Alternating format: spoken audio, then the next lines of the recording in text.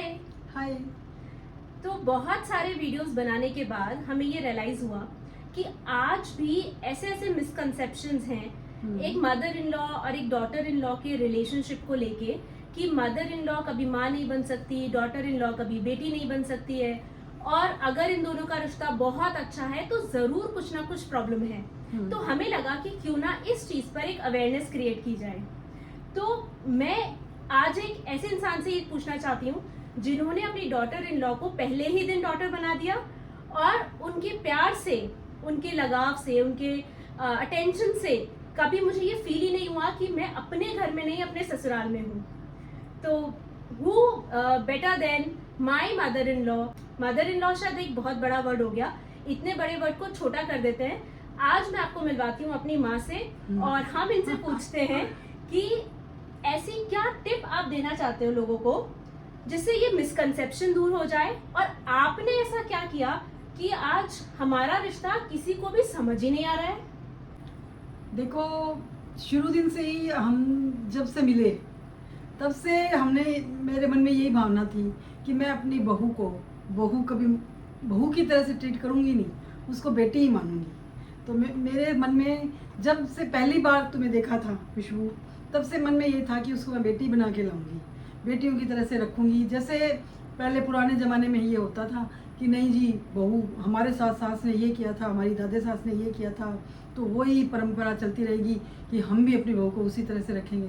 नहीं, हमें अपने आप को बदलना पड़ेगा। जब सारा समाज, सारी चीज़ें बदल रहा है, ड्रेसेस चेंज हो रही है, सब अपने कल्चर को सारा चेंज करें, तो हम वो पुरानी पीढ़ी पे क्यों चलें कि हम सास ही क्यों बनी रहे? हम माँ क्यों नहीं बने हैं भाई? 2 बच्चों की माँ हूँ, तीसरी की भी बन गई। जैसे आई है मेरे घर में, नहीं तो उसको उसी तरह से कि अपना एक बच्चा है, कुछ भी नहीं जानता मेरे बारे में, मेरे परिवार के बारे में, धीरे धीरे उसको अपने परिवार में इन्वॉल्व किया, हर चीज़ में इसको इम्पोर्टेंस दी कि पहले खुशबू से पूछो, कुछ भी इसके पापा ने, मैंने, हर चीज़ के लिए पहले इसको पूछो। तो इसको लगा कि मेरी वैल्यू है इस घर में और मैं कोई नया सदस्य नहीं हूँ, या मैं ऐसे कोई बहू ही नहीं बन के रहेगी कमरे में बैठने के लिए।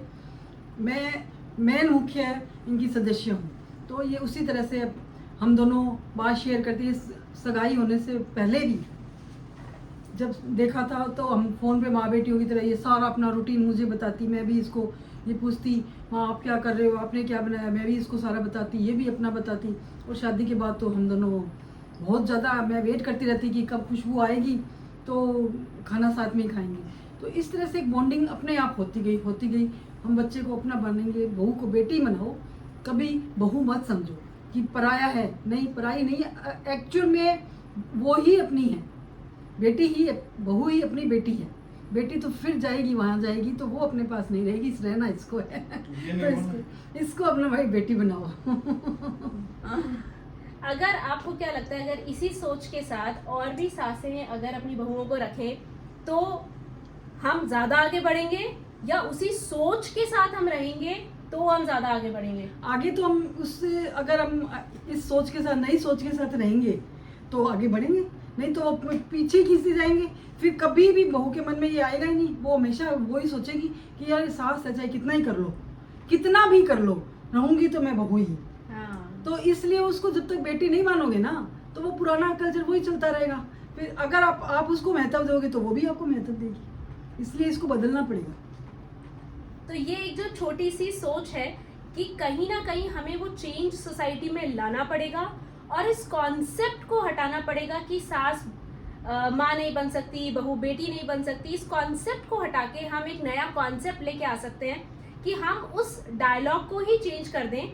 सास और बहू वाला जो रिश्ता है उसको बरकरार रखते हुए, उसकी गरिमा को बरकरार रखते हुए हम माँ बेटी वाला प्यार लेकर के आए, उसी इज्जत के साथ। और अगर झगड़े भी होते हैं तो मुझे लगता है कि बहुत नॉर्मल है कि कई बार हो जाते हैं, घर है तो हो जाते हैं, तो एक दूसरे को मना लो उसी टाइम, उसको लंबा मत खींचो तार की तरह से। क्योंकि मुझे लगता है हम अपनी माँ से भी उतना ही रूडली बात करते हैं, झगड़ लेते हैं, माँ भी अपनी बेटी से झगड़ लेती है, लेकिन वहीं अगर सास बोल दे तो सबसे ज्यादा बुरा लगता है, बहू बोल दे तो सबसे ज्यादा बुरा, बेटी भी तो बोल देती है। लेकिन उसको लेकिन अगर हम उसको उतने ही ईगो को साइड में रख के और एक प्यार को आगे ले आए तो फिर वो घर घर बना रहेगा। बिल्कुल। Thank you so much. Thank मुझे you. लगता है कि इससे आपने बहुत सारे लोगों को एक नई सोच के लिए एटलीस्ट उस पाथ का रास्ता, उस पाथ को दिखा दिया, उस रास्ते को दिखा दिया। इसके लिए जहाँ मैं पे एक बात और कहूंगी कि दोनों तरफ से एफर्ट होते हैं, एक तरफ से कभी एफर्ट नहीं होता। अगर मैं सिर्फ इसको अपनी बेटी मानूं और ये मेरे को माँ नहीं माने, या मैं मतलब इसको बेटी ना मानूं, दोनों तरफ से जब तक प्यार नहीं होगा, ये भी मेरा सम्मान करती है, मैं भी इसका करती हूँ, तो ये दोनों तरफ से बॉन्ड बनता है, एक तरफ से कभी नहीं होता। अगर बहू के मन में यही रहेगा चाहे करते रहो तो कुछ नहीं है, और वो भी सोचते कि अरे नहीं ये तो है तो आखिर बहू, तो वो उस तरह से नहीं चलता, फिर वो कभी मतलब ये माँ बेटी वाला प्यार बनता ही नहीं है। तो इसलिए दोनों तरफ से होता है, ये भी अच्छी बेटी बनी है और मैं भी इसकी माँ हूँ। तो एफर्ट एक को नहीं लगाना और आप एक को ब्लेम नहीं कर सकते, एफर्ट हमेशा दोनों तरफ से होगा। जो भी गलती हुई है वो अकाउंटेबिलिटी दोनों तरफ से होगी, और ये दोनों की रिस्पॉन्सिबिलिटी है पहल करने की। तो इससे ये जो रास्ता आज माँ ने दिखाया है, हमें लगता है कि अगर हम उस रास्ते पर 1% भी चलेंगे तो हम काफ़ी हैप्पी रिलेशनशिप और एक हेल्दी एनवायरनमेंट में रहेंगे। और मुझे नहीं लगता कि कोई भी इस दुनिया में ऐसा है जो प्यार के बिना रहना चाहता है कॉन्शियसली, और लगाव के बिना रहना चाहता है। We all want love and affection. So thank you so much for coming, and we'll meet again in yet another topic.